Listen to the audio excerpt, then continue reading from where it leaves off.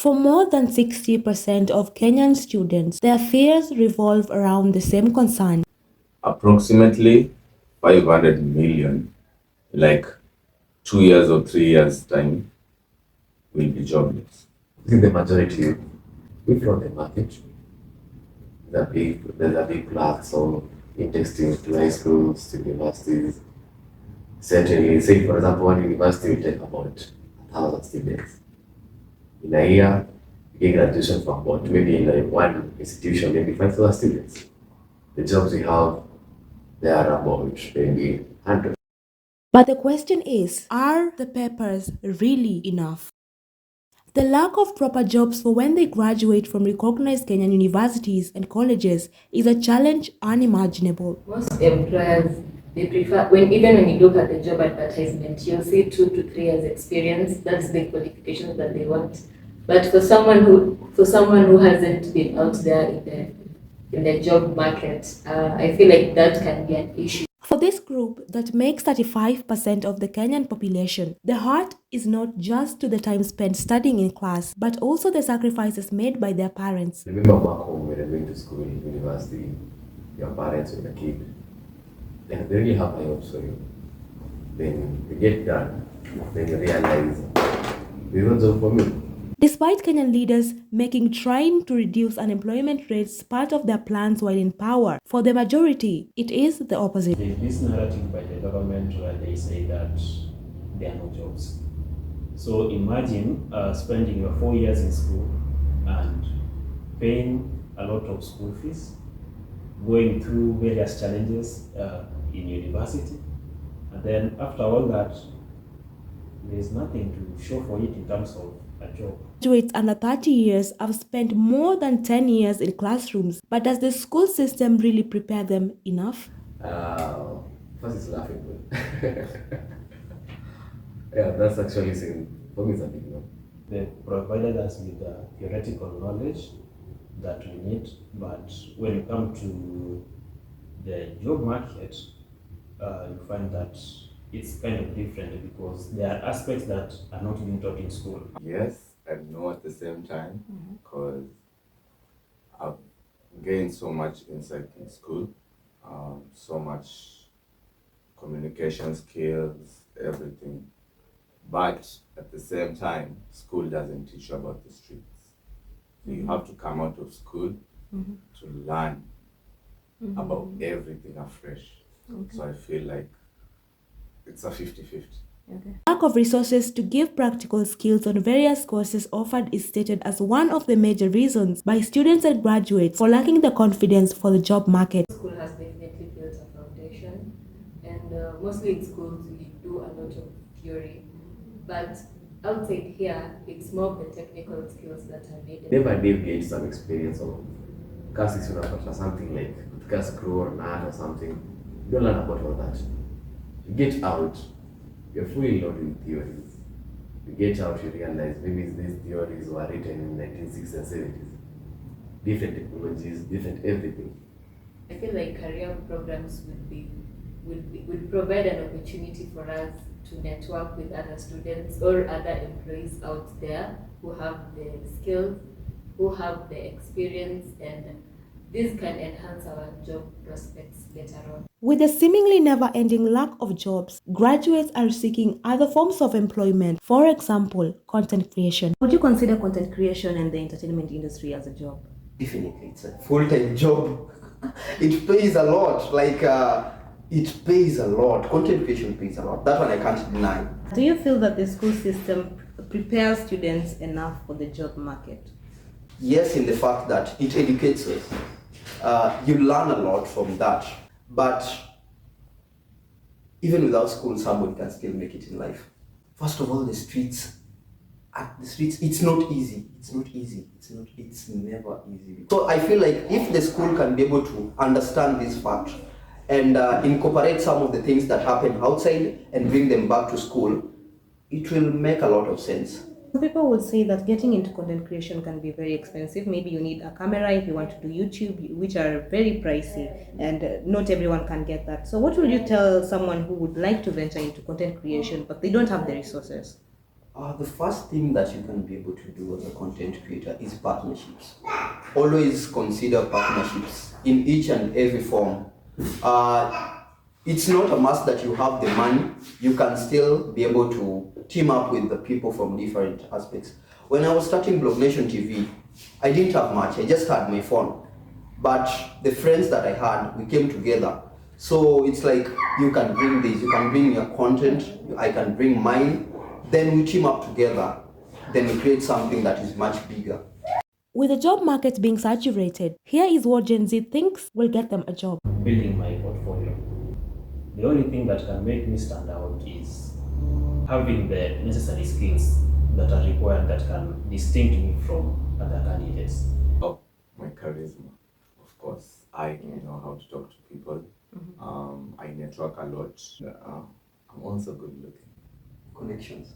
The connections that I think I've created out there, that is one thing that I think is more important, because at the end of the day, you must know somebody who knows somebody. As much as we wouldn't want to say that, but it's important also. Connections, corruption, physical appearance, good grades are some of the things they think will get them a job. But what does the people in the job market have to say? The narrative for more than 60% of graduates is there are no jobs. So what is the narrative from where you stand? Yes, there are no jobs. If we talk of white-collar jobs, where someone is expected to be employed and paid a salary at the end of the month. However, there are jobs in terms of entrepreneurship. And for someone who would want to be employed, would you say a good social capital is way important when you're getting a leap into the job market? Yeah, it is way important, because so many decisions apparently are made in boardrooms before even advertisement for jobs are done. This could be in terms of referrals, and therefore the students, for instance, they must look at how are they even networking with professionals who are already in the field. How are they relating to their lecturers? Because sometimes institutions will directly call lecturers in different institutions, tell them, I have an internship opportunity, there is a job opportunity, can you give me 2 or 3 people? Because quite a number of people that we see currently as managers, CEOs, directors of different organizations have gone through these universities. So they have a relationship with the trainers in different universities. So sometimes they are called. So it means that even as a student, as you study, ask yourself, do even your lecturers know you? Define a good social capital. A good social capital, one, is in terms of, do you have people who matter?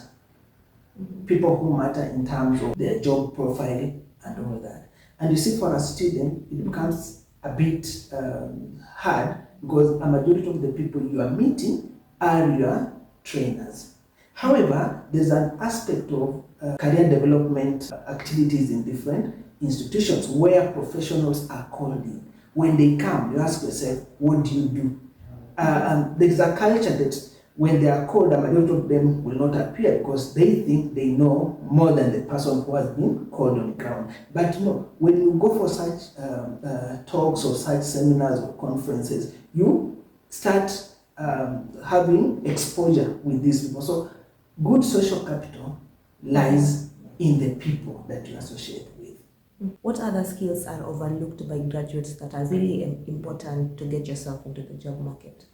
Getting yourself into the job market largely is what you can do, not what you have crammed.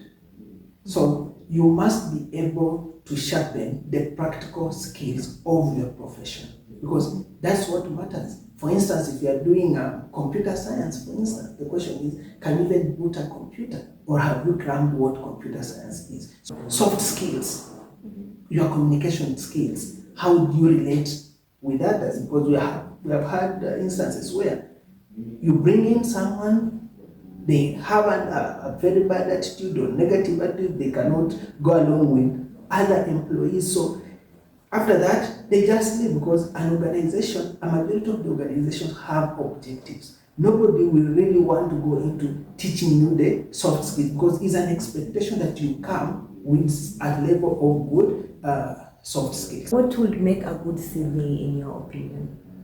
Your brand profile as a person.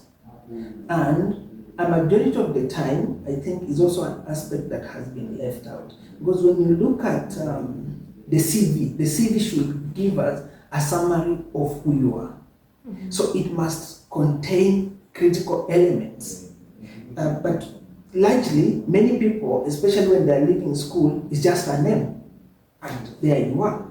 But you ask yourself, how have you crafted the CV that when I'm able to read the CV from page 1 to 2, you summarize it, but again, it has to speak. Who are you? Most of employers would want someone who has experience, but there are those who, straight out of uni, they have no idea what the job market entails. So how can they back themselves up in terms of experience? When you join, for instance, when you join university first year, you ask yourself, what can you do apart from just going to class? Is there anything that you can engage in that will help you develop your CV? For instance, are you volunteering maybe with some of the organizations so that at least you start doing something? Again, depending on the nature of course, and that's why we're talking about the practical skills. Can you be able to start practicing by yourself? There are so many things that you can do on digital platforms that are related to different professions. So you don't just sit back and say, I'm in school for 4 years or I'm in school for 5 years, so I'll start looking for a job when I'm done. So you have to at least progressively do certain things so that you build your profile and experience. We talked of how to get someone into the job market. So how does one keep a job? Because there are most people, especially Gen Z, where they get into a job and then the next month they want to quit. You keep a job by being patient. That one, you not create wealth in a single day.